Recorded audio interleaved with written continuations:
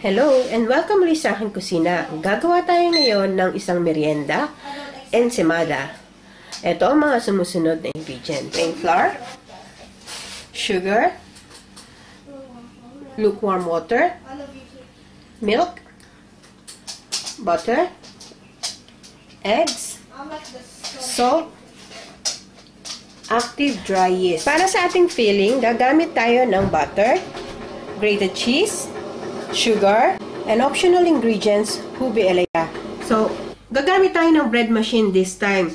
So, una nating gagawin, ang ilalagay ay ang ating warm water, lahat ng liquid ingredients, yung ating milk,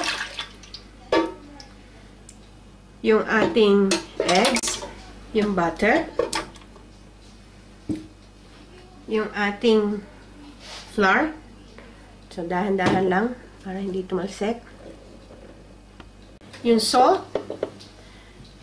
And huling-huli nating ilalagay, maglagay lang kayo ng konting indentation sa gitna. Make sure na hindi matatouch ng yeast yung liquid ingredients. So, yung yeast. Sugar. So, ilagay lang natin siya sa dough setting. Number 9. And then, we can proceed.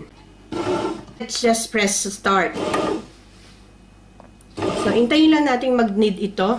And then, i-close muna natin. This will take about an hour and a half. So, tapos na yung ating bread maker. Bali, nakapag-alsa na siya. 1 hour 30 minutes. So, tingnan natin. Wow, talaga nag-double na siya sa size. So, pwede na natin ihulma ito para sa ating ensaymada. So, ito yung ating dough na umalsa talaga. Nag-double in size. So, ihulma na natin siya. Itong ating flat surface, mag-sprinkle lang tayo ng flour. Tapos, itaob lang natin yung ating dough.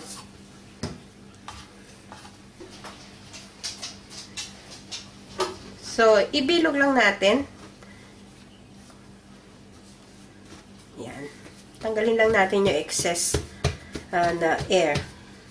Suntok-suntokin lang natin. Then, hatiin natin sa dalawa.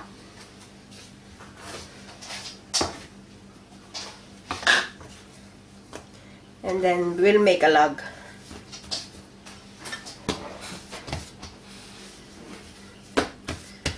So, i-flat lang natin siya using your palm.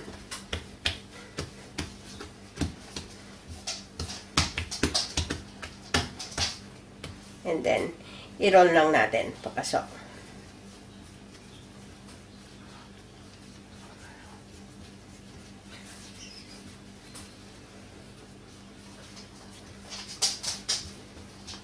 Okay?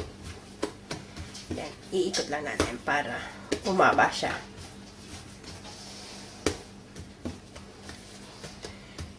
Then, i-cut lang natin ito ng mga 2 inches.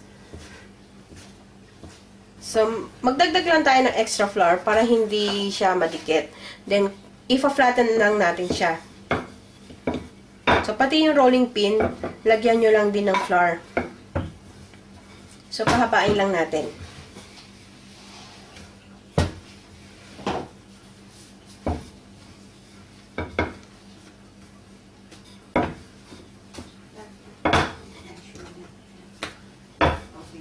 So, eto, ang gagawin nating filling ube. So, para medyo kakaiba. So, mag-spread lang tayo ng ube. And then, i-roll lang natin.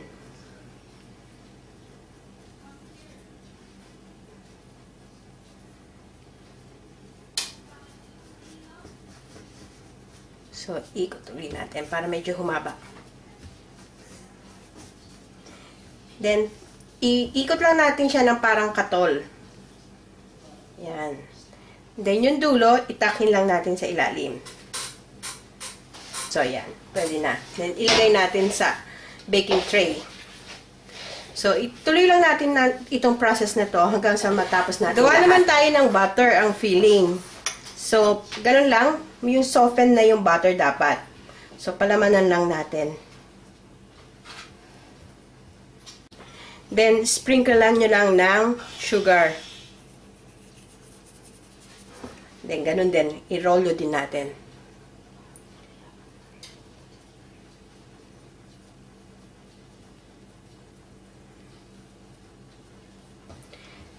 Make sure na seal yung dulo. Yung pinagdikitan nyo, pinch nyo lang. Para hindi bubuka.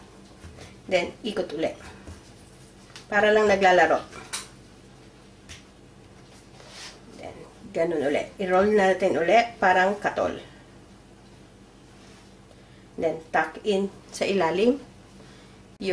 So, nakagawa na ako ng isang tray. So, make sure na meron kang spaces in between para hindi, kasi aalsa tumamaya, para hindi magdidikit-dikit. So, i-leave lang natin to for 15 minutes to rise again bago tayo mag-bake. So, at this point, pwede na tayo mag-preheat ng oven to 160 degrees Celsius. So, eto na, napaalsa na natin to for 15 minutes. Pwede na natin itong ipasok sa oven. So, ilagay lang natin sa top shelf. Then, we will bake this for 17 minutes. So, 17 minutes na. Check natin kung okay na. So, wow! ayan. Ready na. Pwede na natin i-switch off and remove from the oven. So, i-brush natin lang siya ng butter. Yan. So, kunin lang natin yung ating asukal. Itaob nyo lang, ganun. Isawsaw nyo lang sa asukal. And then, budbudan na natin ng cheese sa ibabaw. Yan. So, maging generous na lang kayo sa cheese. So, eto na ang ating ensimada na ginamitan natin ng bread machine. Sana magustuhan nyo itong recipe na ito and share it with your friends. Hanggang sa susunod nating video, magkita-kita ulit tayo. Salamat! Bye!